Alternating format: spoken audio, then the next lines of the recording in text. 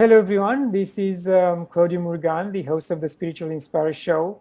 And my guest today is Beth Martens. Beth was a VP in her family's firm by day and a freedom-seeking community gathering teacher and musician, pursuing spiritual experiences night and on weekends.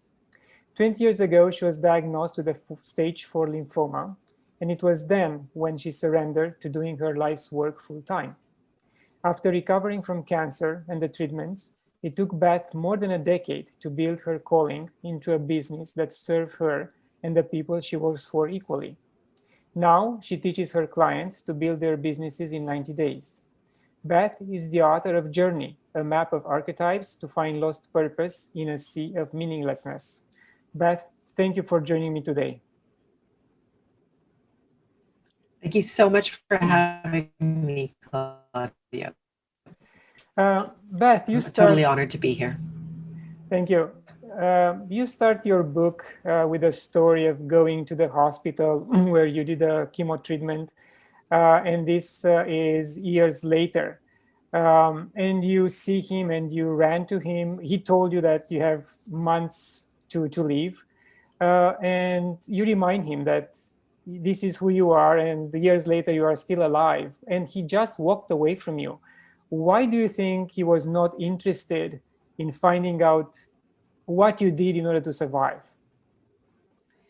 Yes, and it was actually only months after I had survived, months after he told me I would die if I didn't take a stem cell transplant that half the people die doing. So then just to set the record straight on that one. But yeah, so why was he not curious? I guess that he was very beaten down by his work, that in that field of oncology, they only have a few things to offer you. They either can cut cancer out of your body, or they can poison the cancer in hopes that you don't die, or radiate the cancer again, hoping that in radiating you won't die. So my guess is that he felt extremely powerless. And for all his education and everything he'd invested and all of the time and energy he puts into his patients, seeing them like a Rolodex, just filing through his office. And, nurses tend to care more. Doctors don't have the luxury to care as much because they are just filing through all these people. And he did actually take his life that following year. So I didn't know him personally, but I know that he must have been in some great misery and feeling unable to truly help anyone. So yeah, it was one of those strange moments in life. Yeah, that's sad. And I recently watched an interview with Candace Silvers. She's an energy healer, and she proved that she can heal cancer, different stages of cancer and different type of cancer. And she works with, I think, Sinai Hospital in California. I can't remember the exact city. And they cannot allow her into the hospital to treat their patients, cancer patients there, but they send their patients to her. She heals them, and then she sends them back for them to do all the measurements and record the health status. And she is a believer that in the near future, the hospitals will have the section for alternative medicine. I know it might be we might think that that's unbelievable, but I think it will happen. What do you think? It's an interesting question, because after I had survived, I had a very strong will to do exactly that, to bridge the gap between Western medicine and the natural medicine.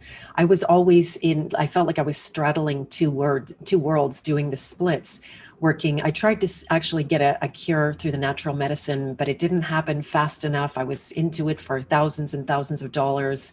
And it was actually my naturopath that said, you know what, go do treatments. You have a chance to live. And I wish I could give you everything possible. So he had that desire, exactly what you're saying.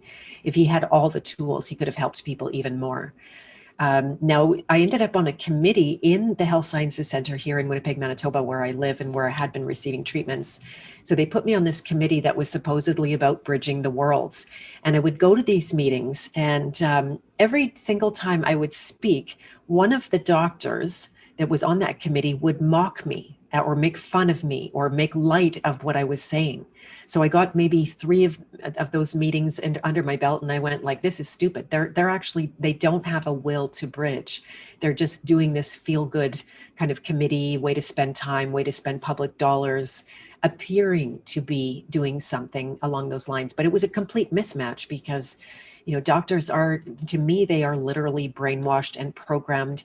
You need to believe in medical science like it's a religion. It doesn't have basis in fact for the most part. Some, you know, there's some things. I know that I received a lot of chemotherapy. I could feel that the cancer was dying. I could feel that, right? I could also feel the rest of my body dying at the same time. So it really wasn't an acceptable treatment, although, you know, used probably in the right way in the context of a much more natural regime, I bet it would be effective. Jim Chan, who I worked with in Vancouver, who I can highly recommend, by the way, he wished he could do surgery and chemo and radiation and all of that in addition to the hundreds of things that he would do naturally.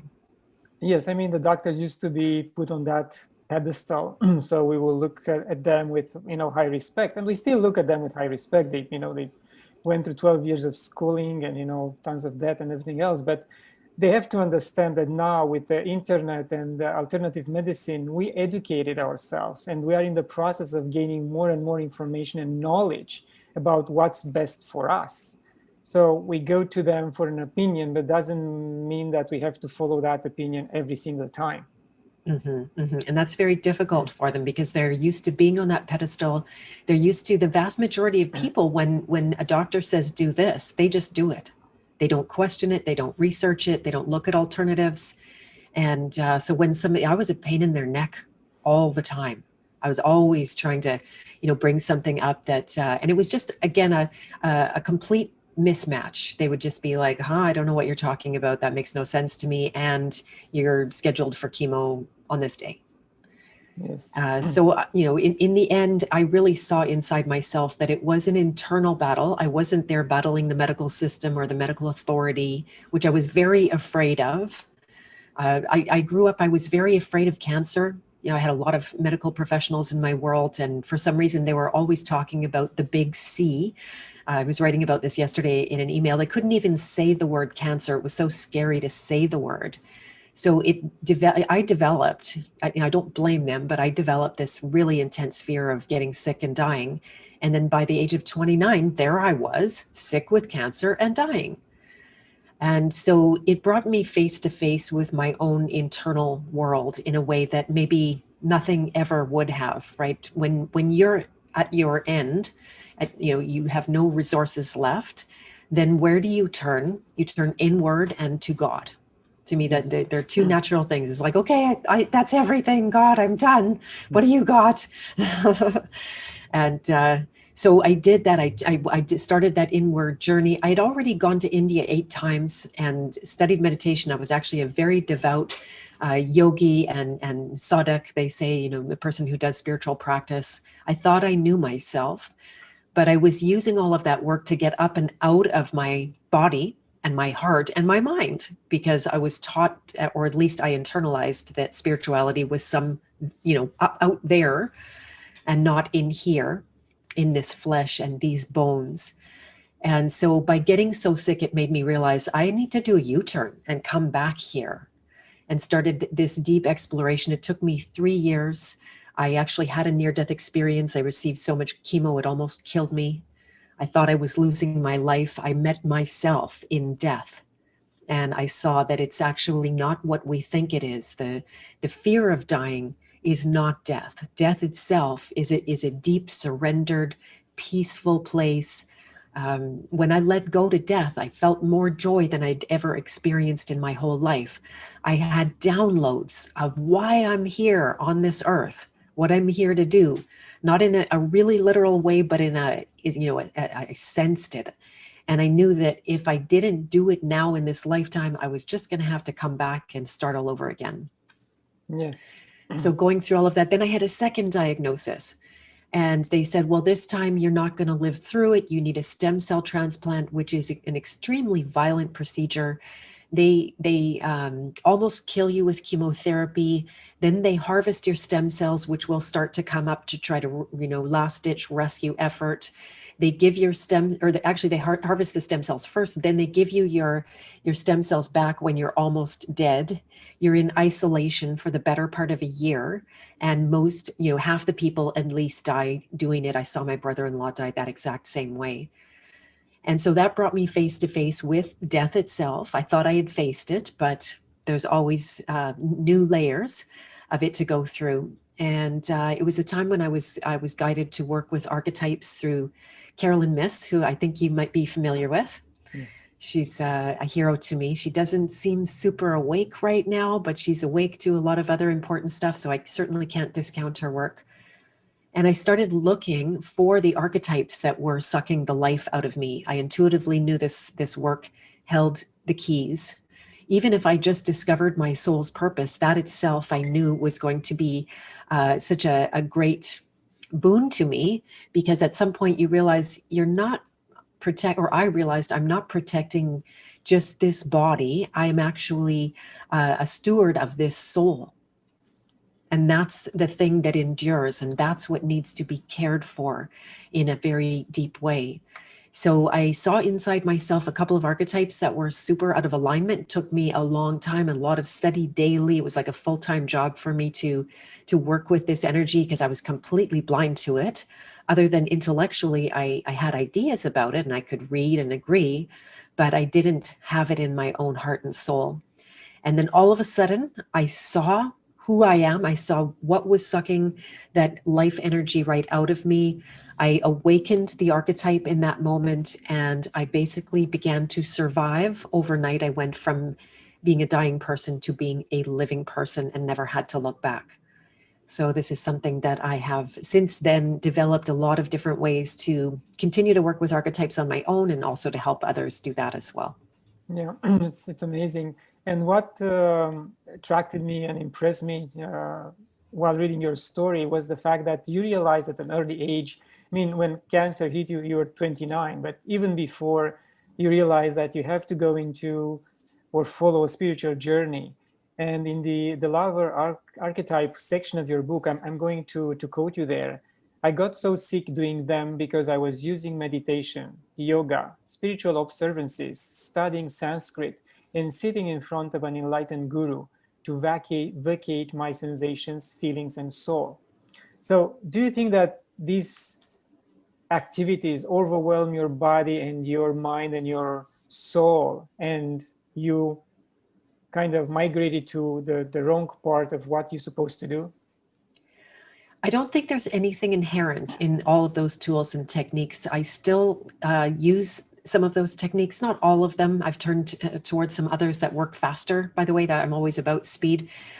So there's nothing inherent in them, but it was the way that I was using it.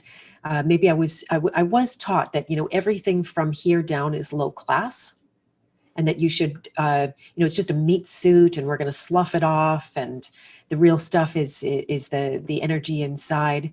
But now, that U-turn for me was to reclaim, so to meditate in my flesh and bones, to inhabit my own being. This is of God, right? Everything that we are, everything that's happening, just even being able to blink your eyes or turn on a camera or walk across the street, it's kind of a miracle, right?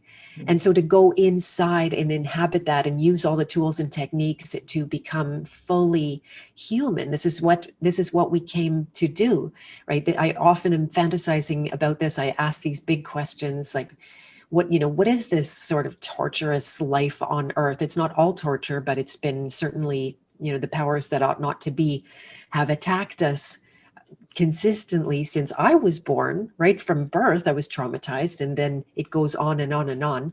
So what is the purpose of all of this? And I often hear it and feel that it's a little bit awkward even to describe it, but it's just like God came through to experience his self, or whether there's any gender there, I don't know, but that God is here to live through this infinite variety of experience, whether you're a tree or the sky or a human being or a bunny rabbit, or which human you are, and how it is, there's no end to God's play. And actually, that's one of the Sanskrit words that really stuck with me too. It's there's Lila Maya. It means the play of the illusion.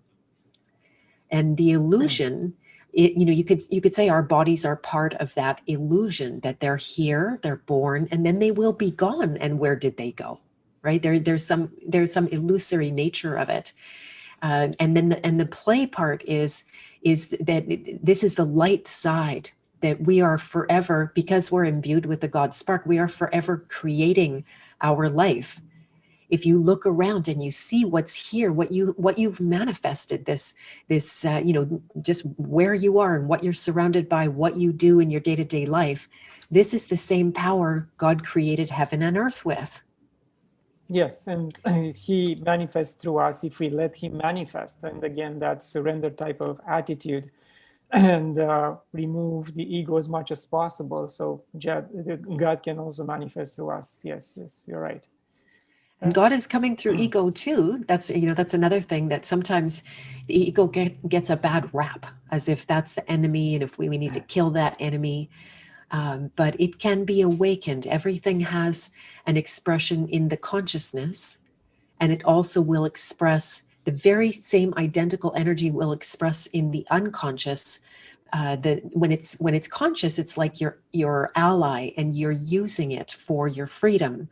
When it's coming from the unconscious, it's like your enemy, chasing you with fear and bringing all the things you don't want in your life. So even the ego, it can be brought to an awakened state and work for you, because that's the nature of God's creation. It's all here rigged in our favor.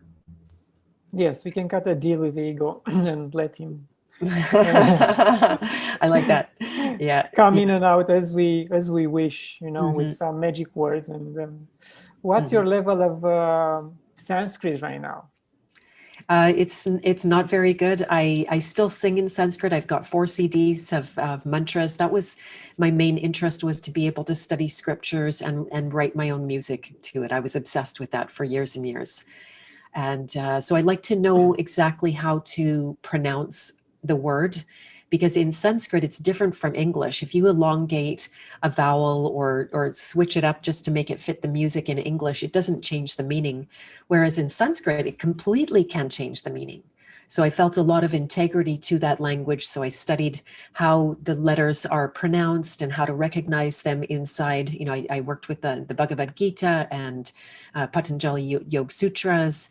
And so I just wanted to do them justice and dignity. And I could always hear the difference. It's not to put other artists down, but it did butcher the Sanskrit. And you can see it doesn't hold the same kind of vibration or power that it does when it's properly pronounced. So that's as deep and far into it as I got. Sometimes people will start rattling off Sanskrit to me, and I'm like, sorry, I don't understand. How were your trips to India? I mean, 8 times, it's a lot. I mean, some people, will wish to go there once and have an amazing experience. It's a huge country. What were you looking for, and did you find what you're looking for? Yes, it was fascinating. It was those of us that have the will to journey at the spiritual level. It's a kind of unstoppable. And yet it was magical how I ended up there, a bunch of synchronicities, things I really wasn't planning on or intending. I was just in university trying to pick a course. And next thing you know, it's Religions of India, which just happened to be prerequisite to the meditation course. And I ended up connecting with a person who taught that course and deciding, like, yeah, I'm going to go to India and visit his guru, because I have got so much transformation in my own life, inner peace I found. I could finally sit still. I had no basis for that, to be able to relax in my thoughts and my body. And so I went to India the first time, and I met this guru. In the end, I'll just say he turned out to be not a good guy. He had very high energy. That's sometimes where, that, what do they say? A little knowledge is a dangerous thing. That high energy, It's very attractive. It brought people to him, not thousands. He had hundreds of followers, a very nice, beautiful, small following. Actually, you could still talk to him.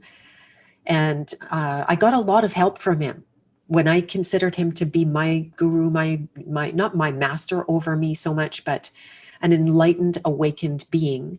Then I had basically invented the awakened being inside me, because it wasn't him. Mm-hmm. And did I get the benefit? I totally did. I also was lucky enough not to be harmed or injured. He was a sex abuser and a pedophile, and I luckily wasn't on the front line of being victimized in that way. Others were. They were harmed, so I'll never make light of that. But I was able to take away from it a great deal of life experience. Now, I was also diagnosed with cancer right on the heels of it. In my very last trip to India, I found a great big lump in my neck and got sick and never really got better after that. So it was a clue that somehow I was using that work in the wrong way, whether that's sourced in that white bearded guru or not. I hesitate to blame, because the title of my next book, by the way, is I Did It. Right? That we can assume radical responsibility for everything that happens to us and around us, even though it might not be, people are always trying to sort out, is it my stuff or their stuff? But if you treat it like it's all your stuff, and this is, by the way, the work of Lester Levinson, where I've picked this up, then you have great power, right? If you assume responsibility, you look at the king archetype that I work with. Well, the kings assume responsibility for much more than themselves. The whole entire empire, they are assuming responsibility for, and they don't have to do that. It's a calling. It's something that literally is coming from beyond, and so they are responsible. If their kingdom falls down, a good benevolent king will know it comes down to them. What are they doing? What do they need to awaken to? What kind of work do they need to do in order to keep people in good standing? Yes, we will talk about the archetypes listed in your book. But I want to get your opinion on a statement from the Bible, which sometimes I struggle with, and other people struggle with as well. It says that man has dominion over land, air, and animals. And if we agree that the Bible has suffered a lot of alterations over the hundreds of years, and some statements might be put in place, to address the ruler of the time or please him. And if we look around and we see how much pillaging we did to air, land, and animals, do you think that's a fair statement? Do you think we have that power over nature, and instead of being in sync with nature and look at nature as something like a symbiosis? Yes, I totally get you. And I've thought about this so much lately. This is synchronicity right here, about that dominion that we were given. To me, the pillaging and the raping and the awful way that the earth has been treated is not a result of our dominion. People who are aware of their dominion have no desire to destroy. They will live in that natural symbiosis because they already have dominion. Right? What the destruction that we see is from powerless people who don't recognize the dominion. They are trying to get dominion. Now, is there a split? Do we have two different kinds of beings here on earth or more? Who knows? That, those that are God's children and those that are not, or those that were God's children and decided to go the path of Lucifer, and they fall into illusion. They fall into that lie that they don't have power, which makes them hungry for power. And it's never satisfied. You can see with all the restrictions of the past year, every time they remove a freedom from us, they don't give it back. They just want more of our freedom. And they're going to go to the ultimate degree where they have what they will believe to be ultimate dominion, but it still won't be, right? They can't consume the God spark. They can't overpower the true dominion that is there. And it's fascinating that they didn't write this out of the Bible, right? They could have taken that away so nobody would know that they had dominion. But it's always Lucifer's path is to give like 80% of truth and invert the other 20%. So you get sucked into it, you get drawn into it enough that you're willing to accept the lies that are also there. And that this, they know it better than anybody, that this is a game of free will. And I study this a lot these days. What is that free will? It can appear like we don't have it. So many people are not exercising it. They just let someone tell them what to do and they do it, even though if they know it's not the right thing to do. And so what has happened is this free will of choice, it's gone into the unconscious. And there's actually an archetype that governs over this. It's called the saboteur. Right? People are very used to sabotaging their own abilities, their own success, their own health, whatever it is that's important to them, their life purpose, their hero's journey. They sabotage it at every turn. Right? I was just talking to a very dear client that I love a lot, and it's been year after year after year of cutting herself at the knees. Every time she goes to make moves forward, something will happen. And it appears to be from outside of herself. But it's that, we have we're really afraid of our full power. And so if you can get that programming out of the way, what you inherit with that particular archetype is your free will. And I think there's no limit on that. And our controllers know it. They can't do anything. They can't just come up and jam a needle in my arm. They can't do that. They need me to agree and to sign.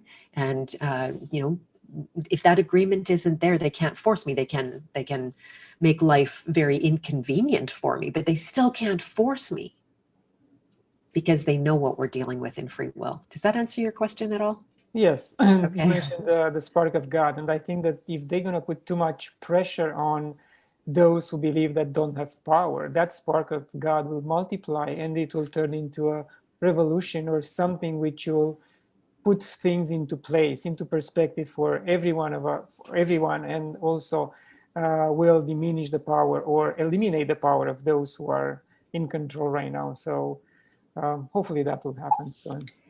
Exactly. They only have the power we give them. Yes. That is the fact. So they're on very shaky ground. They know it. That's why they're being so extreme. We're totally over the target. People are waking up. And, there's a lot of people trying to wake other people up. And I was there too. I would talk to everybody, anyone I would meet in the park or in the grocery store or wherever you were still allowed to go, which is pretty much nowhere now.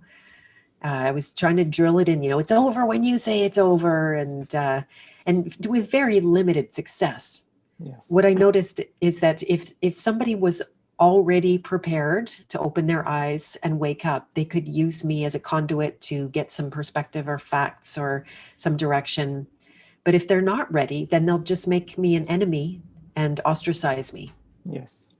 So what do we need to do? Instead, we need to wake ourselves up and to get that power to a place where it's not unconscious, that we actually feel it.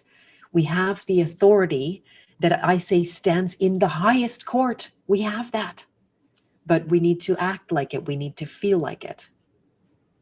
Yes. Yeah. Another concept which I think is which is misunderstood by the churchgoers is sin. And also you mentioned, you wrote about this in your book. Would you expand on that, please? Yeah, it's interesting. I wonder if I wrote this. I'd have to go back. So sin, I've heard two different meanings for that. One is missing the mark. Yes. I was referring to that.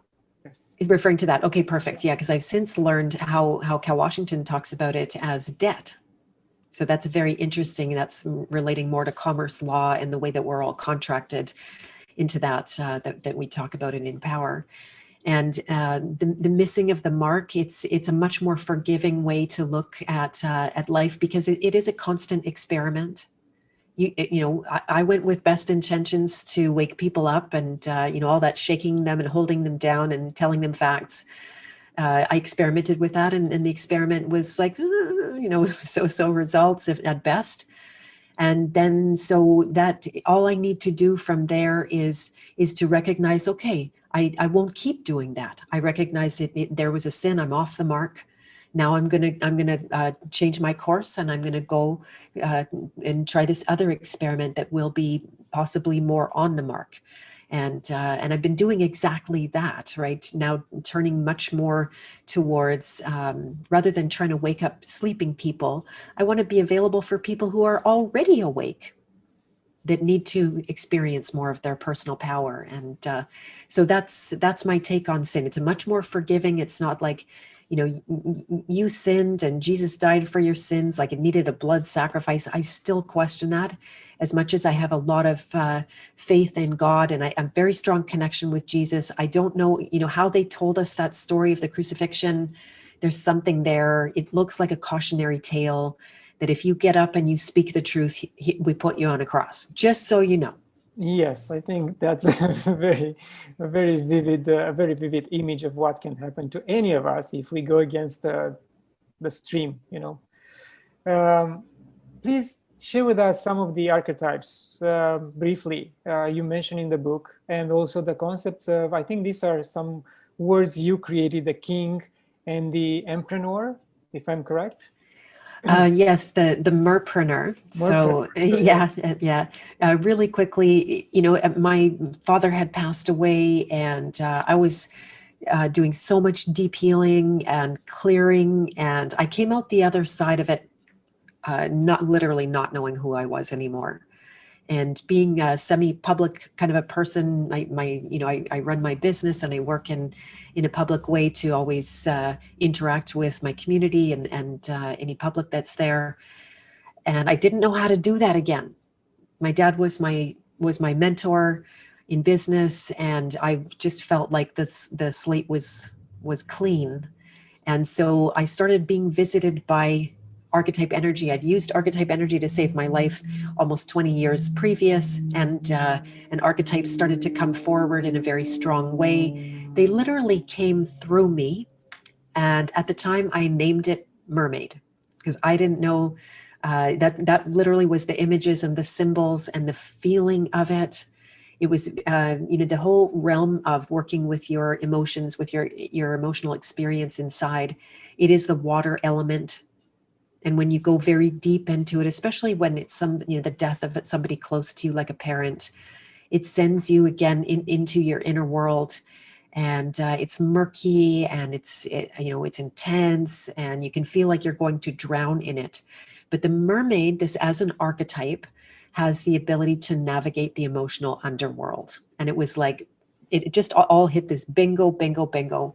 And I thought I was crazy, but I went out with this into my community and into my world, and noticed that it was all like, the mermaids were telling me, go find the mermaids.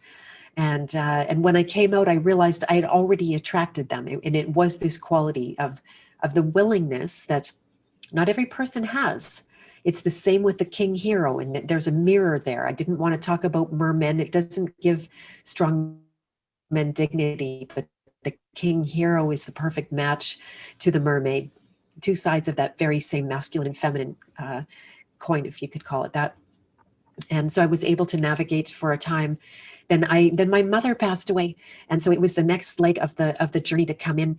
I started seeing how these mermaid archetypes that I had found were not just a soup, a meaningless conglomeration of floating archetype energies, which is not really like that. I see them as a lens of God, that they are like a blueprint inside of us. And if we shine the light through them, then we can have that experience either consciously or unconsciously. So then I realized it was the hero's journey, that these archetypes were actually a map. They had a logical sequence. They followed the hero's journey. Of course they followed the hero's journey, because that's the journey that we're on. That is the archetype of all archetypes, that it doesn't matter whether you're refusing your calling or you're accepting your calling. And this was my big subject, and still is. You're still on that hero's journey. You can't get off of it. And so I conceived of the king hero's journey. And that's when my book was born. I started to offer courses and coach people with these 8 archetypes. The journey starts with the child archetype, where you battle the insecurities of not surviving.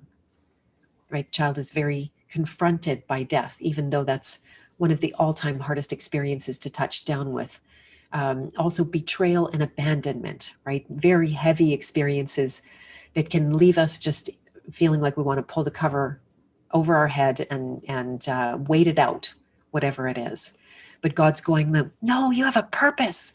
There's something to do on this earth. You have a job, you have a contract. And so in order to get past that betrayal, in fact, the child must be betrayed. Allowing for that, being courageous enough, it bumps you into the next phase of the journey, which is the rebel archetype. This is the one where you allow yourself to get mad about the injustices, and you let that fuel you and move you from inaction and denial into action and actually making a change in the world. The rebel can get stuck in being a rebel without cause. So the next archetype calls the warrior, which is going to allow them to, or invite them to be disciplined and have clear direction and clear goals, to do the training and the work and be strong enough and courageous enough to take on the battles and to know what battles not to fight. And getting past the challenges of the warrior moves you forward into a place of caring more about others than you do care about your own success and achievements and things beyond your survival, or where you feel like life is okay. And this is the nurturer archetype, which is these men and women pass through these very differently. Men are usually the caretaker, going like, does everyone have a home to live? Is everyone okay here? And it's more a woman as a nurturer that will look after children and bring chicken soup to the side of somebody's bed. And the nurturer has to overcome the challenges of boundaries, because when you help people, you can easily take yourself down and out. So this is actually a really big theme in my world, those nurturers that want to look after everybody and abandon themselves in the process. And overcoming that moves you forward into the soul of the journey with the lover archetype and the hedonist archetype, where it stops being about you satisfying some external requirements and struggling with your own ego. And now it's you and your soul. What are you here to do and create, asking no permission from anyone to create your truth and your beauty in the world? And you inherit the great pleasure of that, which is another trap, because you can go down into the vortex of chasing pleasure as an experience in life. It's empty, it has no purpose. And so that hedonist must learn to find the pleasure in purpose. And that moves them forward into the king archetype, where they are willing, as we talked about before, to take responsibility for much more than themselves. But here is where they battle with power. The desire for it. We see our controllers. They have no end of hunger for power.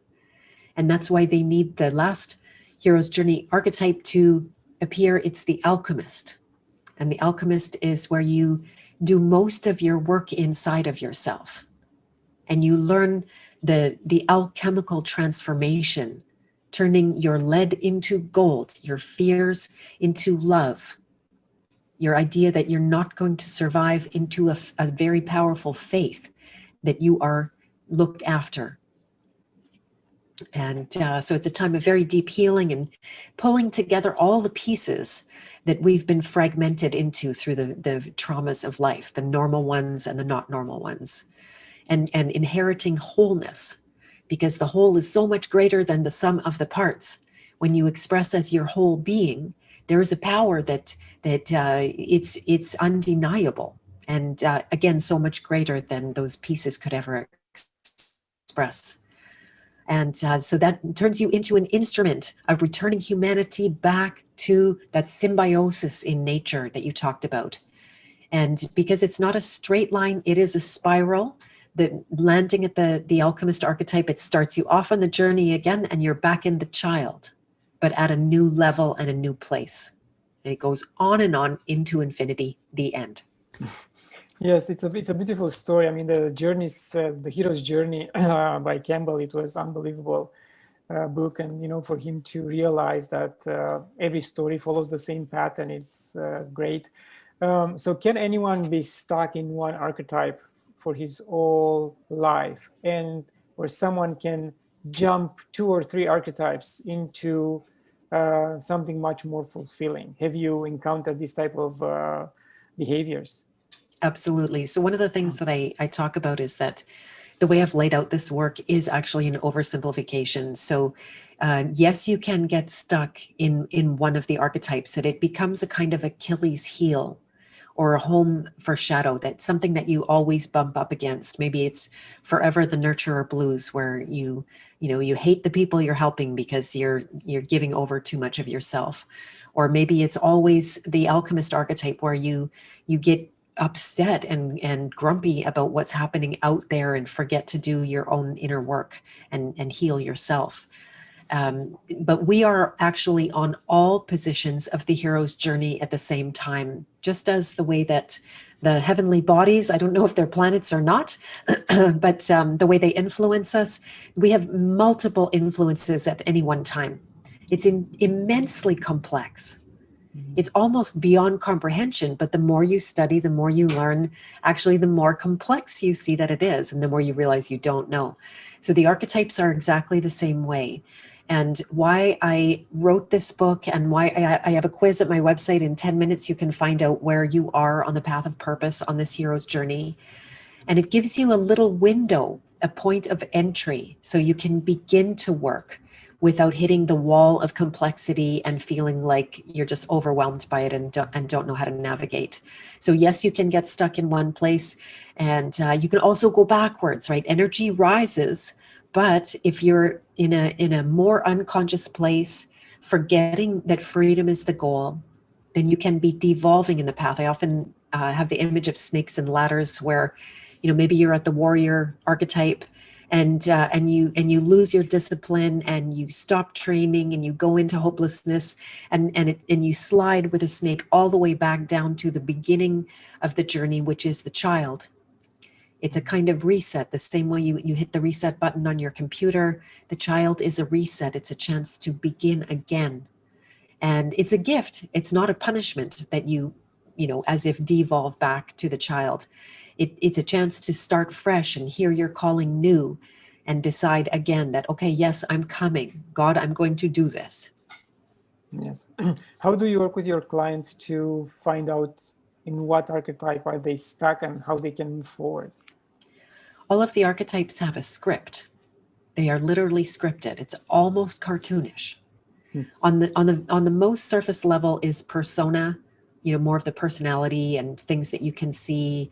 And at the subtle level, it's really indicating soul's purpose through this lens, this archetype lens. And so identification, recognition, like simple pattern recognition, by learning the voices of the archetypes, you can start to identify, oh, wow, I just sounded exactly like an alchemist when I said that. Or here I am being the maverick, or whatever archetype it is. They're extremely consistent. If you learn the patterns, you can see them inside yourself, and you'll see them in every one around you as well. And you can start to, the beauty of it, why it's so powerful, is in precision, right? I knew I was sick and dying. I knew I was stuck. I knew I was losing my energy. I knew something wasn't working, but I couldn't see exactly what wasn't working. Mm-hmm. Once I saw exactly this rebel without a cause that I had suppressed and depressed so intensely that it was trying to explode out of me, then I awakened that precise point. I didn't fully awaken myself by any stretch of the imagination. I'm still working on that job. But I reclaimed enough energy, because once you unsuppress an archetype, you stop using that energy to suppress. Mm-hmm. Yes. That is your God energy. That's healing energy. That's life energy. That's miracle energy. And once you stop using it to suppress, you get it back. Magic happens in your life, and you prove to yourself how powerful you actually are. So by helping my clients to recognize the patterns, once a pattern is seen, then I have very special tools. I actually teach these tools now. I created, COVID inspired me to create a coaching certification program. I call it Journey Code, so that you can or decode the process of the programming. We are programmed, and you can find that programming, and the archetypes is the map to do it.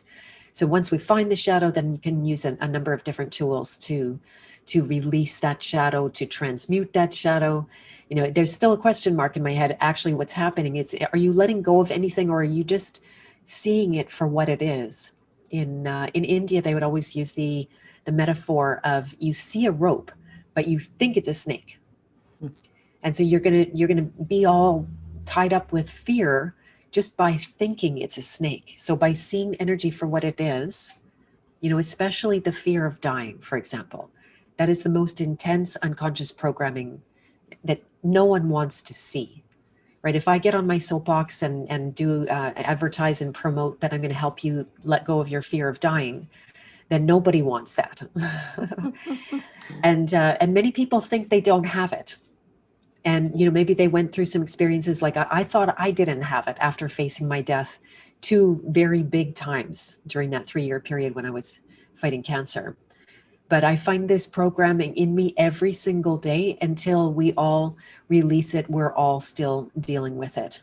And, you know, so that's the basic tools. And as brave as you are to go through and see that programming and see, you know, that one of the people that I worked with recently, she found this fear of dying in her. And, but it's in the form of the fear of living, right? It's the very same programming. It's just a different shade of it or a different side of it.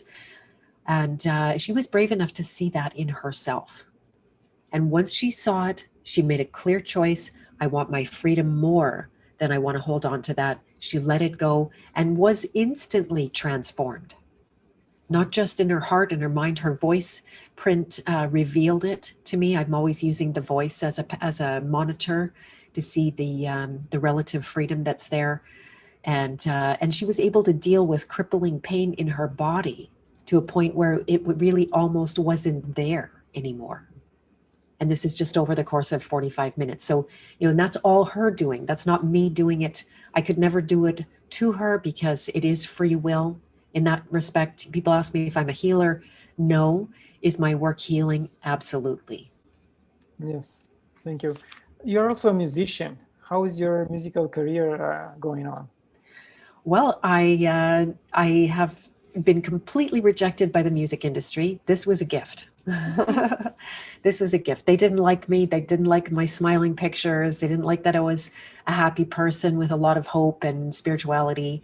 And they just basically wanted nothing to do with me. So that was good. I didn't like it at the time. I thought that was sad, crying in my soup a little bit. But what I decided to do was, you know, to move forward with my music. So I did record CDs. I gave a number of concerts. I was often putting on my own concerts because I didn't fit into that strange world out there. It became a big part of the way that I taught meditation and workshops and yoga. That was always part of that. They're very musical in India. My guru had written more than 2,000 songs, you know, for better, for worse. And he inspired me to also write my own music and create my own joy that way. When I started to reclaim myself after, you know, feeling professionally cut up in pieces, and I didn't know exactly how to come back from cancer. I knew I wasn't going to go back into that marketing world. And I started to piece everything together about who I am, the music, the spirituality, the archetypes, the knowledge of health that I had as a result of going through such an ordeal. And then I also reclaimed my business experience. I realized I had rejected that about myself. I demonized the business sense that I have. And I got a lot of skills as vice president and learned a great deal. I still had a lot more education to do, which I did, and came out with it. So music is still part of my world. My son has totally inherited it. He is a rock star electric guitar player now. It's insane. I'm almost living vicariously through him. But just before we spoke, I had an extra couple of minutes that I didn't plan on. And I went on and sang a great song. I'll share it with you. One Night I Dreamed. It's about the emancipation of slaves through Harriet Tubman. And, you know, over Christmas, I shared a few songs with my community. And, you know, so music is still part of my life. It's not central that I'm working in that career or even promoting my CDs, which I probably should be. But, the calling is inclusive of the whole of me. So it's just part of who I am. And but the voice wants to come. It is a vehicle for joy, for feeling it inside myself, or feeling it in, or for offering it to others. And you get to see yourself as creator, right? Anytime you Yes. get into a creative mode, you know yourself as God. Even if you don't have that language, you are acting as God. And that is an incredibly liberating thing. That's COVID drove me to create like nothing else, because otherwise I feel like I'm at the mercy. I'm under that illusion and that spell of having no power. So by creating, I show myself my own power. Yeah, the creation is the language. In fact, is the result of who you are, and it's beautiful. When are you going to release the next book? Well, I suspect it'll take me the better part of the year to come to write it. And right now, I'm actually offering. This is one of the tricks that I learned with myself, is that for 20 years I wanted to write journey, and I'm actually glad I didn't write it sooner, because I didn't know what I knew by the time I got there. And so the first thing I did, instead of writing that book and guessing and wondering, is this, yeah, it sounds right to me, is it a thing? The first thing I do is test it by creating a course and running people through the work and seeing, do they find it what I found? Does it work for them? Does it give bona fide results? Do they gain their freedom and power and sense of purpose? Well, I ran those courses and I saw, yes, absolutely, this is a thing. And then I had the confidence to write the book and be able to put it out, and was very affirmed in that. So I'm doing that with this book now. And if you don't mind, I'll talk about a course that is coming up. I'm not sure when Please, go you're ahead. when you're going to run this interview, maybe in time for it. It starts on January 17th, and it's called Primal Power: Archetypes to Deprogram the New World Disorder. Right? They say the New World Order, there's nothing order about it. They're trying to destroy order and confuse us and make us believe there is no order in the universe, but it's full of order. And these 5 primal archetypes are not in my book. I didn't write about them, so that's why they're definitely the next book. And they are all about what we've talked a lot about today in terms of personal responsibility, personal authority, free will of choice, not being the prostitute and doing the thing that's out of integrity for you just so you can survive, actually turning towards faith, true, unshakable faith, looking deeply into the child archetype and that calling and the willingness to go through the pain of betrayal, being abandoned by all the wrong things so that you can be part of and community to the right things that are in alignment with you. And also very much to bring together the masculine and the feminine, which I thought was so powerful in that you chose the image behind you today. They're not 2 archetypes, they are 1 archetype. They are like a yin yang, they work together, they face each other. And they are actually the creative birth power at the level of archetypes inside of us. When they merge and come together, the energy is so great, right? It's not just creating a second clone. It's not a cloning event. It is, what do they call it? Meiosis. It's not mitosis. It's meiosis at the level of cell division, and something new is created. A new soul is born, right? Whether that's an actual person, a baby, or a book, or a podcast, or whatever you're creating in your world. And so that is the beginning of this primal power course, and then going through those other, all of these archetypes really meet us on our razor's edge. Have we chosen to fully live? Have we chosen to receive the gifts that we're given? Can we exercise more and more and more of our free will of consent and choice that is there for us to turn this thing around? And it's specifically for those who already know the truth. Right? If you're already awake and you see the corruption and the lies, now it's time to see the corruption and the lies in here. And because you can rise above it, and it works to a certain extent, but that's how I got so sick, by rising above stuff. I lived up here and I abandoned everything down here. That's not the point. That's not God's purpose. So this course is really about accessing and feeling and knowing, and then exercising the power that we have, so that, you know, people are going to wake up more and more. The harder it gets out there for them, the more motivation there is. And I feel like, why did we wake up and other people didn't? It's because we either chose ourselves or we were chosen, who knows how that happens, to be there for people when things really fall down and when we're needed.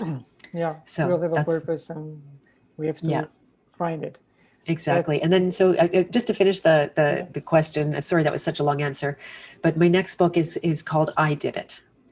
And it's not like, woohoo, look at my accomplishments, I did so much. It's like, no, I am responsible for all of this, even the fake pandemic, even those controllers, even the worst that's happening. How much responsibility can you assume? That's how much power you can have.